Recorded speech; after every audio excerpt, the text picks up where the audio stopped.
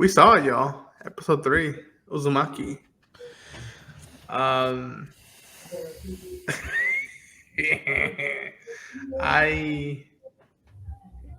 this is weird.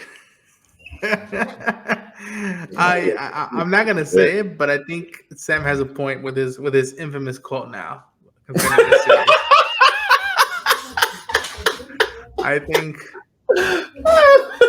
we're at the stage. I think in a way, thankfully, there's only 4 episodes because I can't imagine watching 8 episodes of this stuff. Bro, we got 1 episode left and we still don't know what the fuck's going on, bro. Like, what are they doing, dude? What are we doing? I want to understand more. That's it. That's really it. Like, I feel like I need to rewatch the episode. I don't know, man. I just y'all can do that shiggity. Yeah, you guys are good. Look, first off, let's keep it a whole stack, bro. All this shiggity right here, and this is from the manga, just so you guys know. I didn't pull this from the episode. This is what we just had to go through and endure. Now, this in and of itself was just messed up. It was sick. But when you freaking involve this, no. Nah, yeah, that part right there. That's evil incarnate, bro. That was a lot. Yeah, I like blacked out. Can't justify that or tell me anything else. This is no. Yeah. I don't know what y'all want me to review. What do y'all want me to talk about here? Because the horrors that were in there. How did you feel? This is just horrors. This is continuous hauntings, continuous traumas. That's all this is. You guys want to just talk about the penguin instead? Because this is a little much. Because it started with some freaking mosquitoes, bro. The mosquitoes were swirling and they were biting folks, and like everybody was like, "Oh, wow, what's gonna happen with the mosquitoes?" No, the mosquitoes are freaking infecting pregnant women, and the pregnant women needed to drink blood. But they have raid, so it's okay. No, it wasn't, because they didn't die, and they ended up having babies that had cordyceps, and those cordyceps were eaten by people in the hospital. Bro, so this Sam, is an evil freaking show. It's nothing for me to review here, bro. The aura of this episode, because we're talking about cordyceps, it felt like the opening of episode 2 of Last of Us, where like it's the lady who's investigating the corpse with the fungus, and she breaks it down to the general. There's no cure for this. There's no vaccine. So what do we gotta do? We bomb the city and everybody in it. It felt like that. That tone, that vibe, it felt like that. Like you see, what's weird is that now you're seeing how much this thing is haunting the adults in the world, and especially with Kiri's boyfriend, and how now it's like it's up on him now. His parents are dead. This thing killed his parents. Now is it going to be the end of him, or is he and Kiri going to stand up to this? And like they've barely made it out. Like people have died in their place. That's. Bro, this episode was the episode I turned my head from a lot of multiple times, and I felt from the first episode that this is where we were going down this road. I really did honestly feel that. I think y'all asked me like, why do you think this is even? I'm like, I got this sinking feeling, man, that this is where this is going. But I think the sad thing, honestly, is how they did the mom. Yeah, like her grief continuously haunted her. But I thought it was just her mind, the grief from her mind. But no, her dead husband popped up into her head as a freaking centipede and continuously talked to her like, no, it's in your ear. It's in your ear. Like basically haunting her to kill herself, bro. Like, I don't know, man. Like it's nothing gratifying or entertaining about this. The story and effectiveness of the horror of it is absolutely excellent. I'm not gonna negate that. No. But this isn't for me, man. Like I think y'all watch this review. This is for y'all. I think we'd have to rewatch it again to take y'all in y'all no. Yeah, Not for just me. I mean, me and Ronan. I think from like as a first glance at this episode, the horror is still horroring. The animation, horrors. I know that sounded bad. Damn it. Leave him alone. No, that's fine because I was like, oh Jesus, what did I just say? But I think animation wise, I think I had less. Nothing stood out to me that badly this time.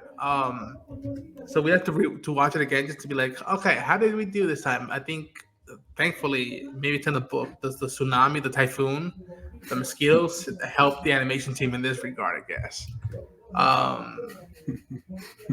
That's weird. That was weird. Even I know, no. God damn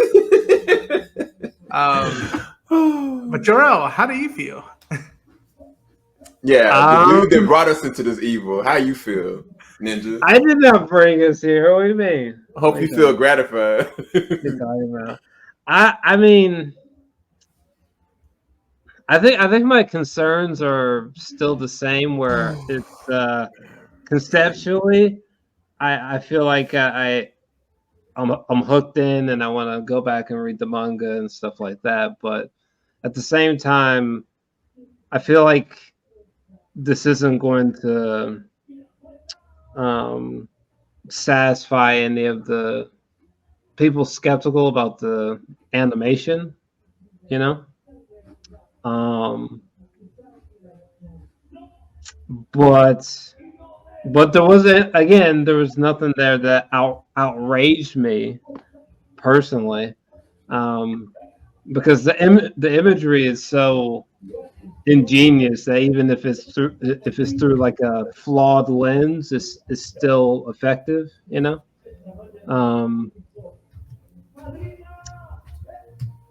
It's definitely some of the creepiest imagery ever, for sure. Yeah, I need to check out the book real quick. This is straight the book. Yep. Yeah, this is the book. No, like, and I think it'd be one thing if it was kind of like if this is spaced out a little bit and like we had a little bit of time, like okay, the thing that happened in the hospital happened, trauma. You know, they just kept going and going and going. Like I think when her dad, Kiri's dad, who's the clay maker, he was becoming obsessed with the spirals or whatever.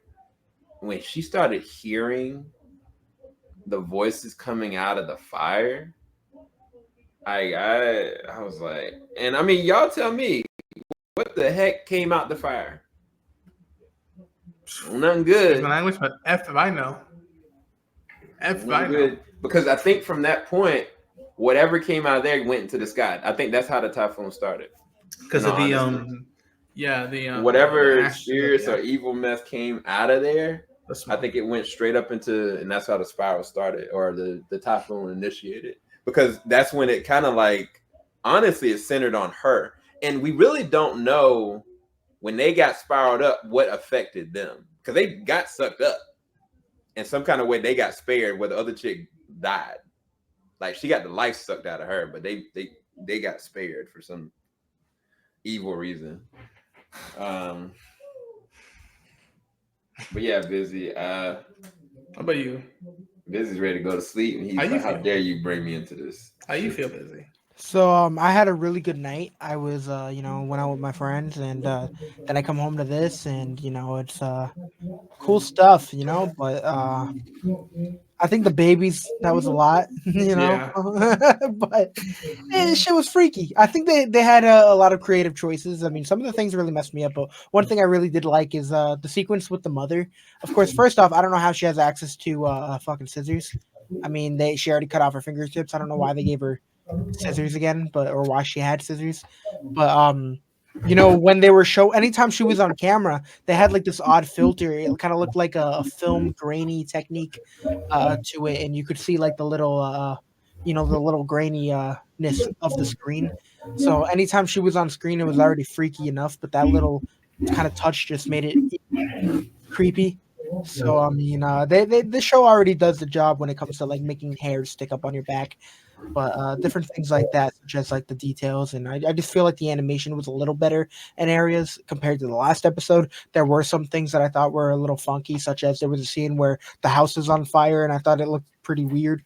But other than that, I do think the animation was a lot stronger than episode 2. But that's pretty much all I gotta say.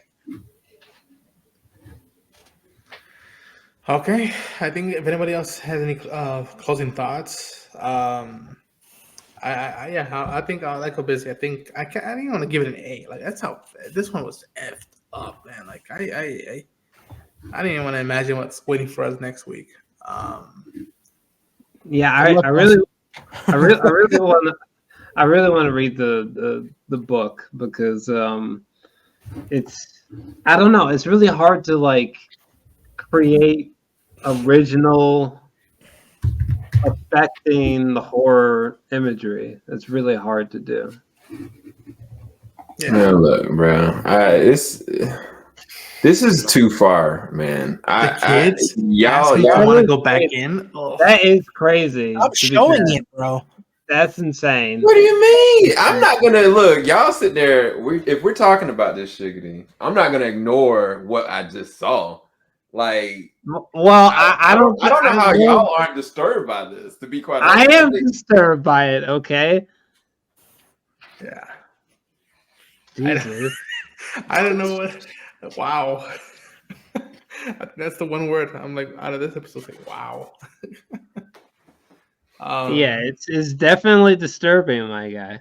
So y'all really do want to see the next episode? There's one more. There's one more. We've gone this far. Let me preface it this way: you want to see it because you need to complete it, or you want to see it because you just want to see it? Well, I mean, it's both. To be fair. Amen. I think I'm leaning more towards the first option. Yeah, like at this point, I'm like, wow, baby's asking to go back into the, and like the thing that's like I'm like, wow, I never seen that before. That's original. Bruh, well, we made it this far. There's only one more. All right, we made it this far. And when we thought it was gonna end, like the dude that had leeches on him and spikes and whatnot was coming at her, like, oh, okay, he gets whoop wop. And then all of a sudden, my man that got curled up underneath the freaking tire, he pops out of nowhere and his organs start spilling out everywhere. And then he springs over to her. Like, no, dude, like, this is not. I don't know how Adult Swim, I mean, this got away with this show up here. Like, I don't know, man. Whoever watched this, and I include all my brothers here, we should always get around, look at Bluey or something, man. Look at something innocent, because I don't think you should go to bed with this imagery in your head. I really want to ignore what I just saw, but I can't, unfortunately. I might have to call out. I'm like, I don't want to be at work and just seeing spirals and hearing that music. I'm like, no. I don't need that.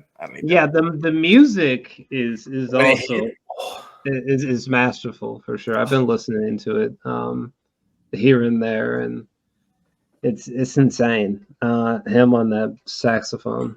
Oh, well, I guess what I will say is that I can effectively say from an animation standpoint, I'm not gonna say it's a night and day difference from 2, but it is a huge step up. Like, even the way that they moved and even the way that they animated like people talking, this looked a lot more better. It was to me, I mean, not just the shading from a lot of the scenes, and I mean, a lot of the episode was in the dark. I think it was like maybe one scene, it was a fire scene in this that was a little off-putting, but I think that this one was visually a lot better. It's not on the same level as the first episode at all, but it was a whole lot better than the second episode. Like, and to be honest with you, because it was so creepy and the suggestive themes in this, they made sure that every single one of them you felt, and it looked how it's supposed to look, in my opinion. So if anybody that was watching it thinking like, oh man, it's going to be the same exact quality of episode 2, I don't think it's the same quality of episode 2. I think it's better. But that's all I got to say. Yeah. Okay. So folks, thank you for checking this out. If you bother checking this out, this is not for the faint of hearts. Busy, let people know where people can find you. Busy Brown everywhere. Beautiful. Jor-El, where can people find you? Jor-Els Alexandria, right as it is on the screen. That's my main YouTube. Boom. Nice. You can find me at Ronan Unchained on YouTube, on the socials.